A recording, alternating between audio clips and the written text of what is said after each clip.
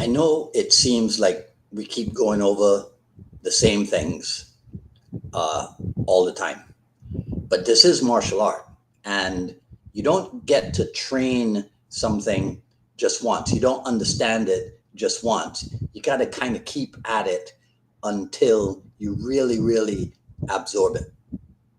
Hello, everyone. This is Dwight Woods, the Jeet Kune Rebel. Welcome to the I Love Jeet Kune broadcast number 295.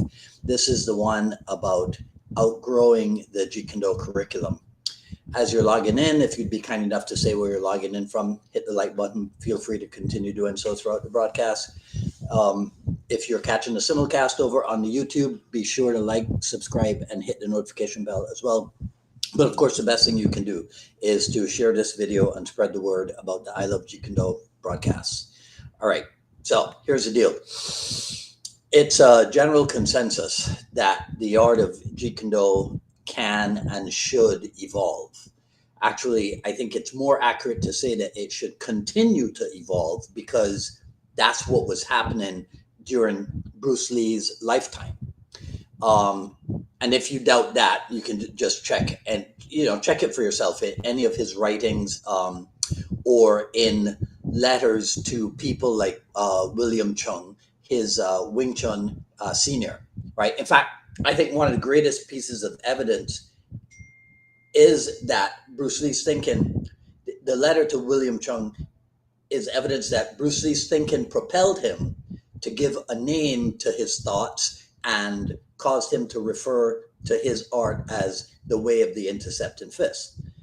Right now, in the years after Bruce Lee's death, right, when interest and desire for Jeet Kune started to grow, in his seminar presentations, my teacher, Dan Anasano, he openly taught a set of diverse arts as his way of showing people how to gain what we call in Jeet Kune the educated eye, right? I'm not going to go deep into that right now. I'll save that for another time, but just understand that that was one of the reasons behind using that seminar approach, to get people to see commonalities inside of diversity.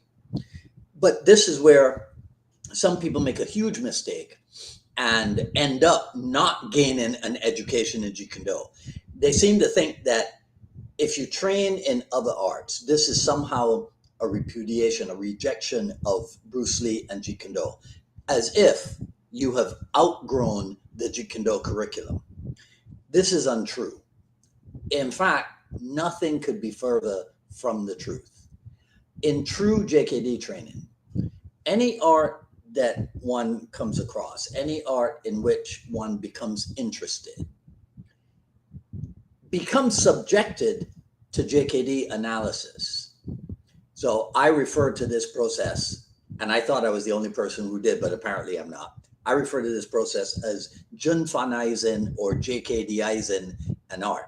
But my favorite Canadian JKD senior, Cass Magda, actually used the same term last weekend. So I'm not as unique as I thought I was. All right. A common criticism that you will hear of JKD people who have cross-trained in other arts, some people refer to us as style hoppers.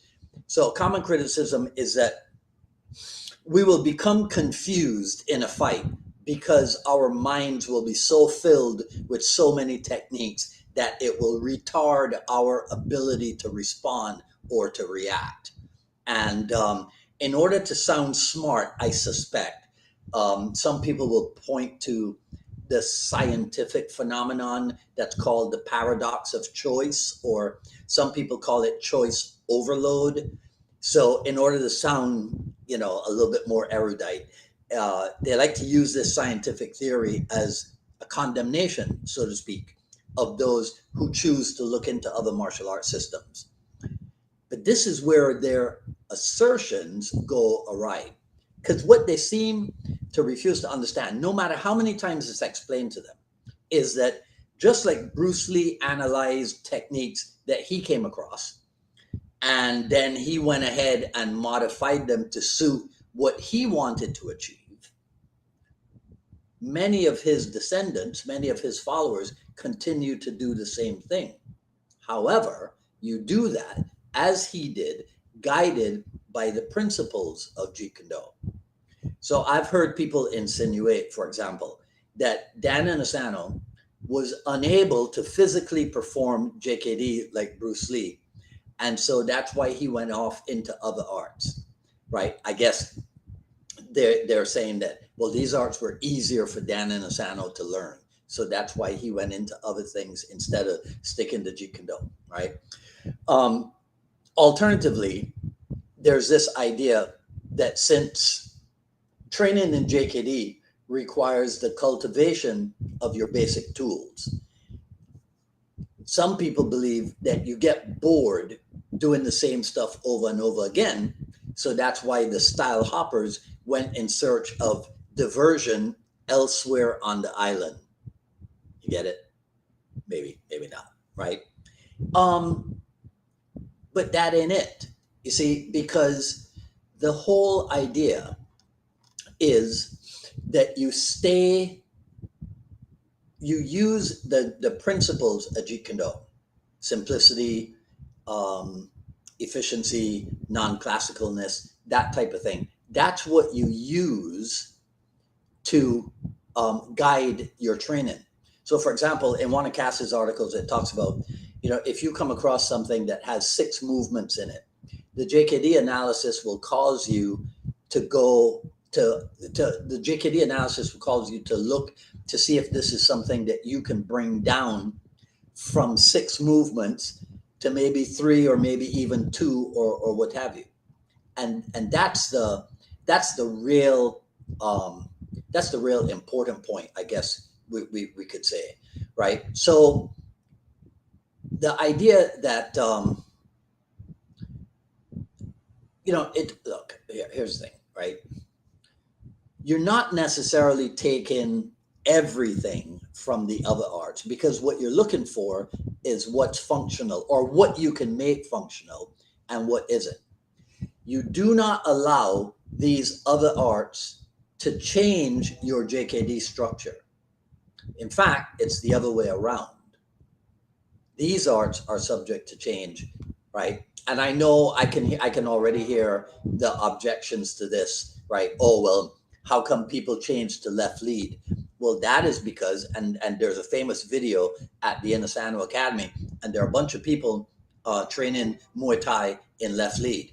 And then when they go from that into JKD material, maybe all of them change to right lead.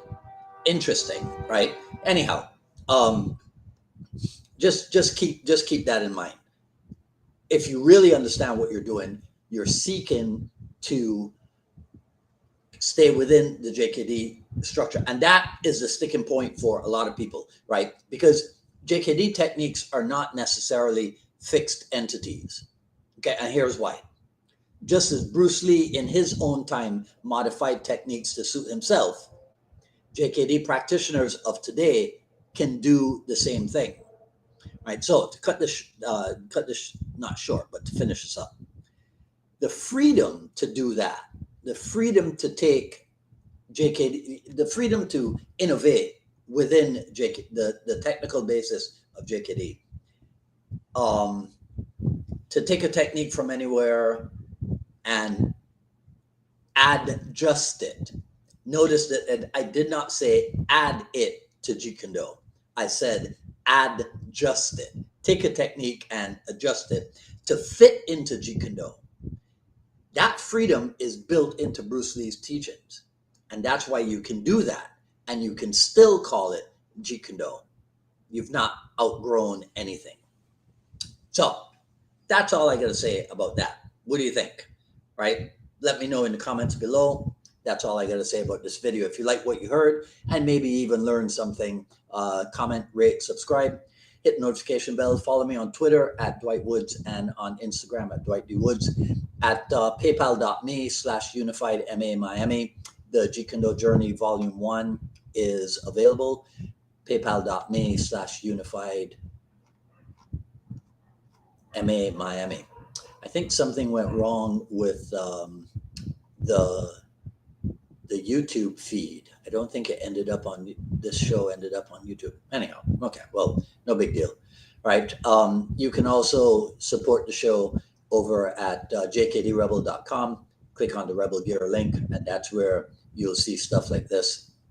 The JKD Notables t-shirt, also available in kitchen implements like coffee mug and that type of thing. jkdrebel.com. Click on the Rebel Gear link, and that's where you'll see that stuff. But of course, like I said before, the best thing you can do is to share this video, spread the word about the I Love Jeet Kune broadcast. All right, so here's the deal. In about 2 hours, coming up at 6 o'clock, we'll do Jeet Kune Dialogues episode with Ryan Chafin of Shadow Wolf JKD Academy in Arizona. That's in a couple hours at 6 p.m. All right, today's Purple Day. There you go.